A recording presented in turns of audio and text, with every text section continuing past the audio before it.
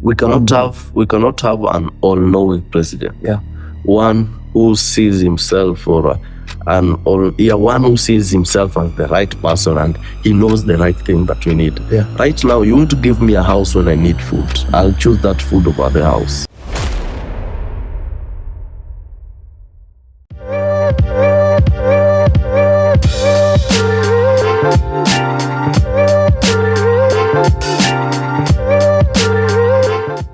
I'm supposed to talk about the story of the executive versus the judiciary. Oh. So a lot of people might have seen it. So the judiciary is sort of at war.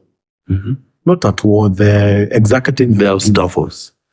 At war with the judiciary over the issue about the controversial housing levy. Mm-hmm. So late last year, the High Court of Kenya ruled it unconstitutional. Of course, they took it to the Supreme Court, but we have seen the president, firing against the judges. He's looking for ways to sort of make them seem corrupt. So basically, it's just war it's not them having wars, but it's war on the judiciary. That's a better way to phrase it. Because if it's war on judiciary, it means the executive is the one firing attacks to the judiciary. So what's your take on? Actually, he was going for the judges. Yeah. He wasn't going for the judiciary, right? Because he did not claim that the judiciary is corrupt. He claimed that those judges, they're corrupt. But going for the judiciary is going for the judges is going for the judiciary. Okay, we can say that. That's why I'm saying it's going for the judiciary, because the judiciary itself, it has JSC. So the role of JSC is to handle the commission that. So if the president sees that the judges are corrupt and he has evidence to prove that they are corrupt, what he's supposed to do is to take the complaints to the JSC and leave it there. Okay.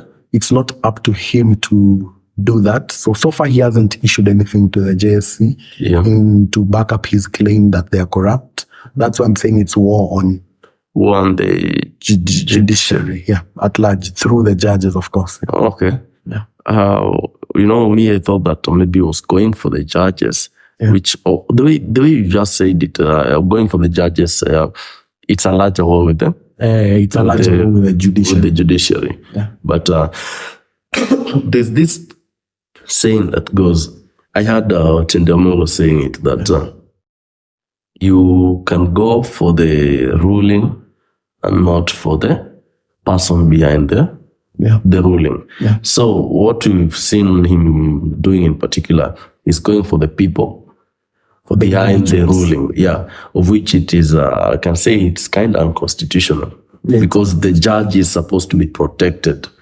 from any sorts of maybe aggression. You are not supposed to go for him for whichever ruling that he made. Yeah. In as much as it might be a wrong ruling or you do not agree with it, you can't go for him. You can't go for him. You're not supposed to go for him. Yeah. And he has targeted them directly.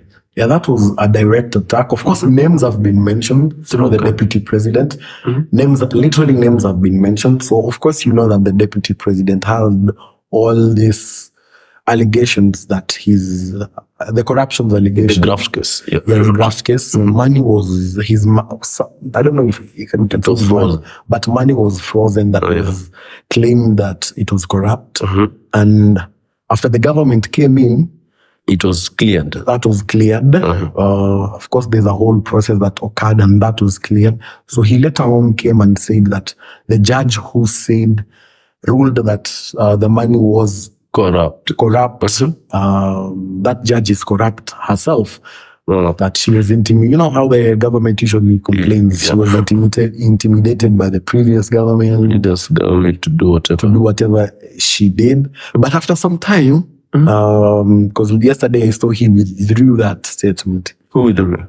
The DP, because he wanted to file. Yeah, because he wanted to file sort of a case to the JSC on that judge, but he later on withdrew that shows you how, weak his case was. That shows you how, they're just trying to look for ways to make the judiciary look bad. But what's ironical, they want to tarnish the name of the judiciary. What's ironical was one of the things he said when he was being sworn in is he will protect the judiciary. Which was not seen. That was just a saying. It was, since it is part of the swearing in ceremony. He just said it for the sake of saying it. But whatever they said during that time, I don't know which part they have really accomplished. And especially this issue with the judiciary, I'll say it's not only an issue with the current president. It was also an issue with the previous president, whereby we have this case. The president sees himself as the supreme leader. That you cannot tell him. Since he controls the executive, and he controls the legislature, because these people, they do control the legislature. Yeah, and I had a problem. They do control parliament. I had a problem with that because in Kibaki's time, that wasn't rare. We can say it's maybe because the opposition was the majority in the House. But now from the Uhuru's time, the executive and the judiciary, not the judiciary, the legislature have been working together. So every bill that the president brings, it's being passed. Same with what is currently happening right now. Right now, that's true. And I don't know how this will be ended, because I'm quite sure the next president who comes in, he will be the same. And the only thing maybe I'll say it will solve this issue is maybe if we have an opposition in parliament. Yeah, maybe if it was possible that the president, maybe the president controls the executive and the legislature of the parliament, the houses are being controlled by the opposition. It will be a better way to run this country. That's why it's quite important. Even during election, it's quite important for people to vote, simply because the MPs you elect will have an effect. Because let's assume we have elected, not even opposition, we have just elected worthy MPs who are good. Sure. Even opposition can be bought from what we have seen. If we elect really good MPs in parliament, it doesn't matter which side they are. Yeah, it doesn't matter which side they are.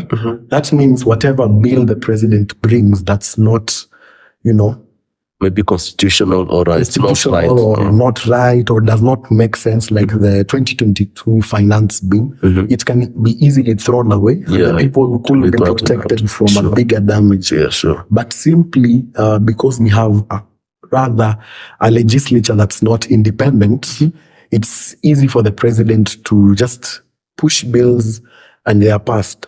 Because you remember before the finance bill, we called them to parliament. And threaten them or something that's something like I can't say it's threatening, but talking to them and inciting. That's unconstitutional to try and convince an arm that's supposed to be independent. Oh yeah, sure, I understand. To vote a bill on just because you want it to be voted, but just you want it to pass. So it has completely destroyed the separation of powers. And the only arm that's remaining is the judiciary. The judiciary, which is going for very, very powerfully. And if we lose it, we've lost everything, by the way. Because most of the things, even for the 50s years, it was unconstitutional. So a lot of the things that they are doing that's unconstitutional, the judiciary is there to protect us. Because parliament approves everything. Parliament has been there just to, I don't know, what's really the work of parliament? Because, even you have mentioned the Otiende Omolo and Gladys Shelley. Yeah, both Shelley interview. One thing he mentioned is parliament has become sort of useless because its work is to oversight the executive. Of course, create laws that will oversight the operations of the executive. And they are completely not doing that. The bill, even for the finance bill, it was just passed simply because they wanted to do what the president had told them. No one had argued it. Even the people who are in line with him or his party. No one argued it differently. Everyone just accepted. So they'll just become robots, saying yes if the president says yes. No, if he says no. Which takes away the element of separation of powers. Because the work of parliament, these are independent bodies. Yeah, the work of parliament should be, so the president brings a bill, the finance bill. Yeah. You as a parliamentarian, you go to your constituents and ask them, do you want it? Do you want this? Do you want that? How do you call it? Public... No, the public participation. Yeah, public participation, sure. Yes, but forget about that because it's part of passing a bill. Public participation has to be done. Mm-hmm. But I'm saying now in terms of you as a representative of a specific group. So you can make that decision because ideally we can't all make decisions. We need one person to be there. Mm-hmm. So for you to make that decision, you need to go to your constituent, ask them, what do you want? Will it benefit them? Mm-hmm. Or not? Do they want it or not? So basically, you listen to them. You listen to them. You're just a voice there. Mm-hmm. So once you go back to parliament, you do not vote based on your party or your reasoning as an individual, but based on what your people want. Based on what your people want. That's not what they're doing. That's completely the opposite, and it's affecting us because we'll never be. Because the parliament ideally is. Not the parliament, the constitution drafted in a way that in case we have a corrupt or wrong leader in power, he does not have all the power. To do his wrong activities. To do his wrong activities because we have these two arms, the legislature and then the judiciary protecting us from that. Mm-hmm. So what you're seeing now is worse because now the president is calling for a meeting with the CJ to talk about what is currently happening in the court case. Which going in bed with the Chief Justice. It's a wrong move, by the way. The CJ, here now, maybe I can say the president has called for her, or it's her, has called for her, already has portrayed his intentions. Yeah. So it is now the CJ whom we do not know her intentions. Yeah. So maybe I can say by her accepting to go there, there's nothing that they discuss. Maybe you say that these are leaders, they are discussing development. Yeah. There's no development judiciary will, not judiciary, but the president will discuss with the Chief Justice concerning an issue that is actually in court. Yeah. There's no way, and actually there's a provision for that when a matter is in court, you're not required to talk about it, by the way. I don't know why he's so much insisting, because it's the big issue is that issue of housing levy and some other issues which were quoted unconstitutional, which they have appealed. So still, that means a ruling hasn't been made yet. So they're not supposed to be talking about this issue until the ruling has been made, to avoid interfering with the court case. Yeah, but I feel like he's speaking all this to try and intimidate the decision that's going to be made. Mm-hmm. But I have hope in the judiciary that they'll make decisions that are not influenced by whatever he has said. But do you think he will follow the ruling that would have been made? This is going to be a serious one, because you mentioned that the former president used to do that also. Yeah, there was that aspect of contempt of court. There is some rulings that he didn't follow, but this one is quite serious, because once the court declares it unconstitutional, few things are going to happen. Because currently, I think the High Court left a leeway of it still being deducted on people's payslips. Okay. And even during that time, a lot of the private sector were, because they're also contributing. I understand that. Both the employer and employee contributing. So once the court rules it in the Court of Appeal unconstitutional and says that you cannot tax them, now it will be the people against the executive. So if the executive continues on to tax the people, now that will be another chaos, because people won't allow. Yeah, and in fact, they're supposed to. Will that now provide a leeway, maybe that they're supposed to be returned for their money? Ideally, they are supposed to be returned their money, but you know how the government works. Then It's something quite impossible. I think that's the only thing they could. Even if the court says they are supposed to do it, that's a ruling they would They will ignore. openly ignore. They would openly disobey. ignore that one. Yeah. But the parts where they continue on taxing because no one will agree with that. Yeah, actually, no. But now, they're currently taxing that particular amount. Yeah, They haven't stopped. They haven't stopped. I think it will only stop if, because the ruling is supposed to be done on 26th. It will only stop if the Court of Appeal finds it unconstitutional again. Okay. And it will be forced I think for January, they won't tax it at the end of the month. Or if it will be ruled in the favor of the people. Yeah, it will in the favor of the people and all the petitioners that pushed it forward. So yeah, that's interesting, and I'd like to hear your opinion on the controversial housing levy. Like, what's your opinion on that? Yeah.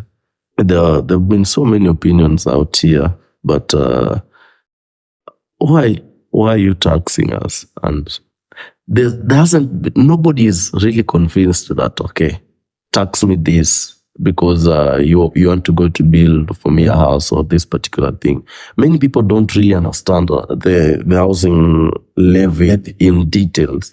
But to me, according to how I understand it, according to how I read that bill, this is something that maybe... No problem, you can just... Okay.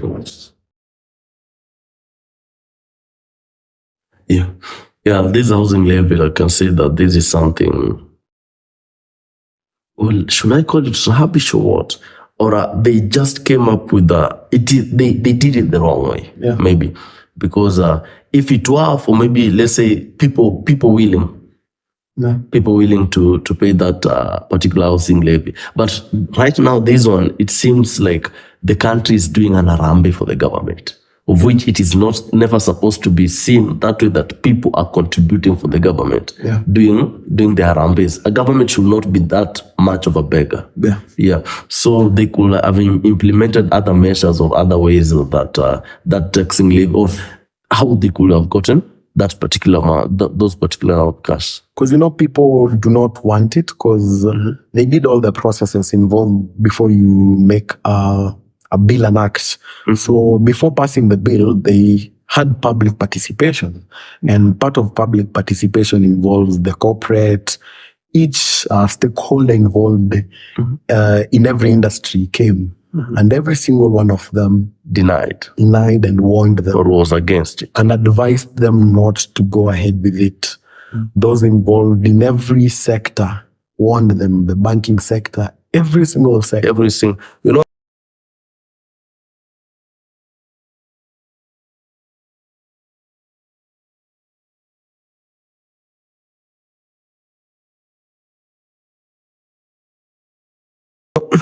we cannot have an all-knowing president. One who sees himself one who sees himself as the right person, and he knows the right thing that we need. Right now, you want to give me a house when I need food. I'll choose that food over the house. So they're going for the wrong thing or the right thing at the wrong time, maybe. Or there's so many reasons that whatever they're trying to do, discussions were made concerning this, about the housing levy and all these things. Up to date, people are still not in agreement with it. I don't know who is in agreement with it. But what do you think is the catch? Because of course he's not, the president himself, the parliamentarians are not stupid enough to pass such a bill. They are not that stupid to pass such a bill. But what do you think is the catch? Why is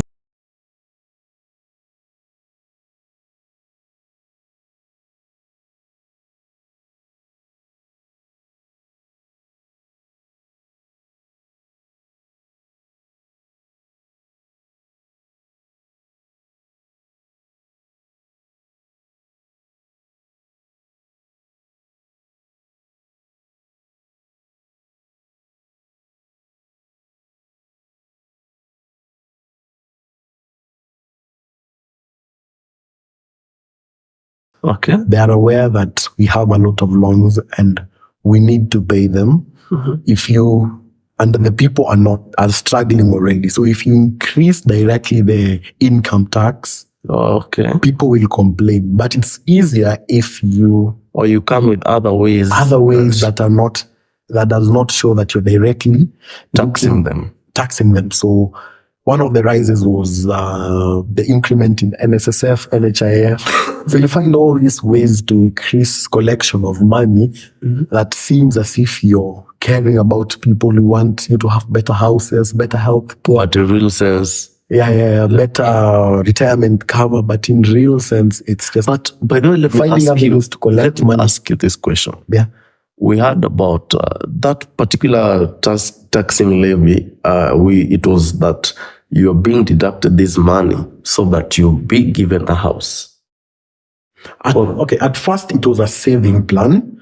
So the saving plan included Kenyans contributing a specific amount, which was unrealistic, contributing specific amount of money, amount X. So they had capped it to some specific level. So everyone contributes 3%, but at some level, I think those on earning big salaries, they capped it to, I can't remember the amount, but they had capped it not to surpass a specific amount. So we contribute money, and at the end of the day, the money you have saved for, you'll use it as the first deposit.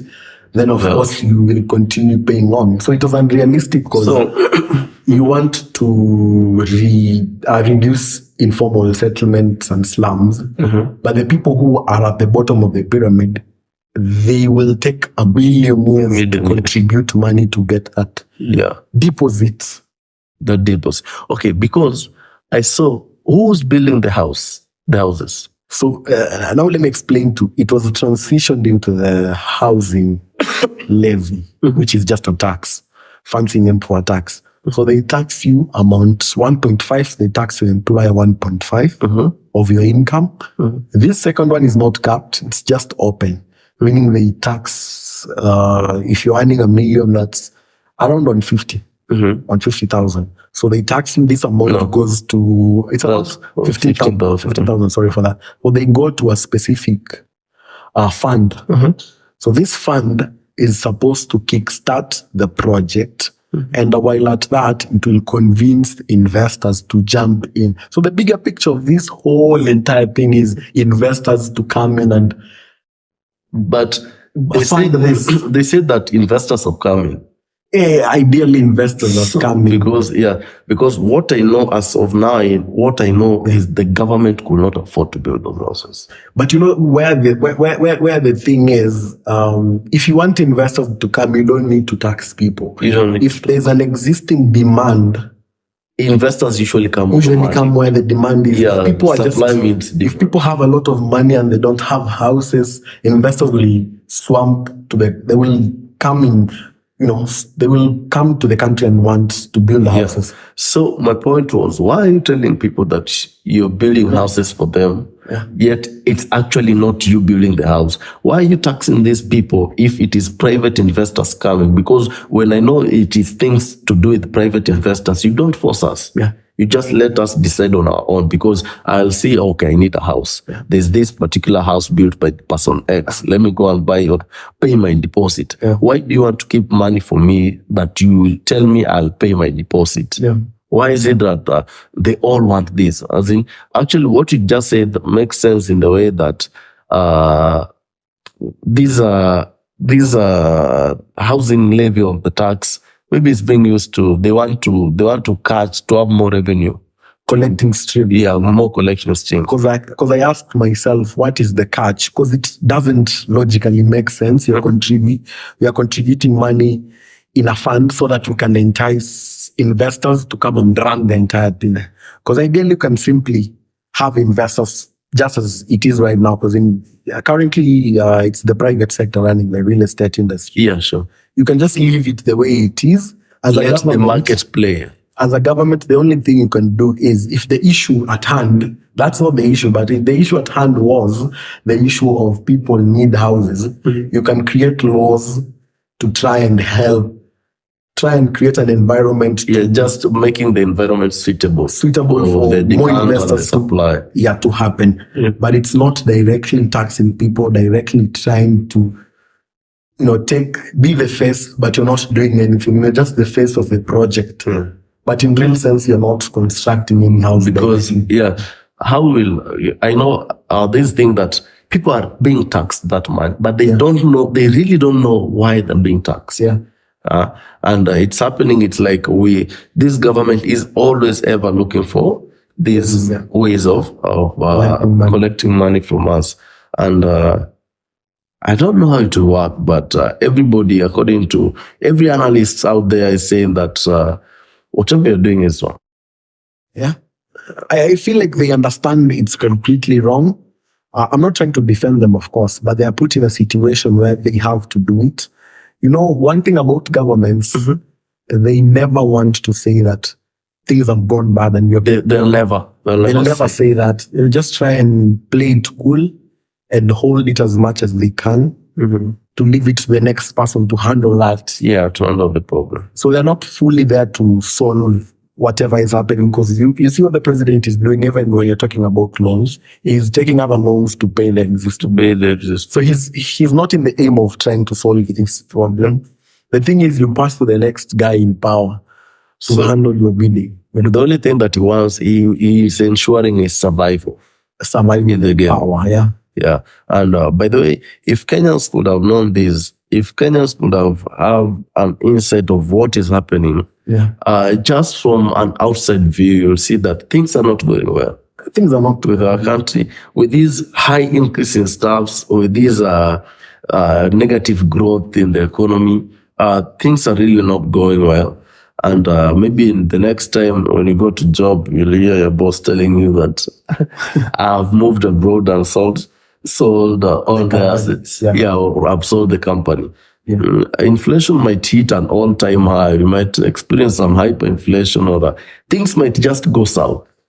I don't think he's willing to admit things are hard. He's trying to hold it as much as he can, but we are sort of a sinking ship, and he cannot stop it from sinking, because the solutions he's using, first of all, are completely wrong. Yes, you can try as much as possible to, hold longer, but when a ship is sinking, you need solutions. You need solutions that are good. You need to hear everyone that is telling you some things are wrong already. But what he's trying to do is trying to be all-knowing at the same time, solving a sinking ship. So if you're a captain of a ship, he's the captain now. You'd want to listen to the people who are engineers of that ship, navigators of that ship, people who have more experience in specific things. But what he's trying to do is trying to be that captain who doesn't want to listen that the ship, the experts are saying this, the weather is not okay. He wants to completely ignore everything and just take that ship. And maybe put blames on the water rising, or putting blames on the birds that are flying. So we're in a Titanic mission, and it's not going well. At the end of it will be the iceberg will hit. The iceberg will hit. So even in terms of, we are talking about the ocean. Something has come in mind, how, the port is being transferred to Dar es Salaam.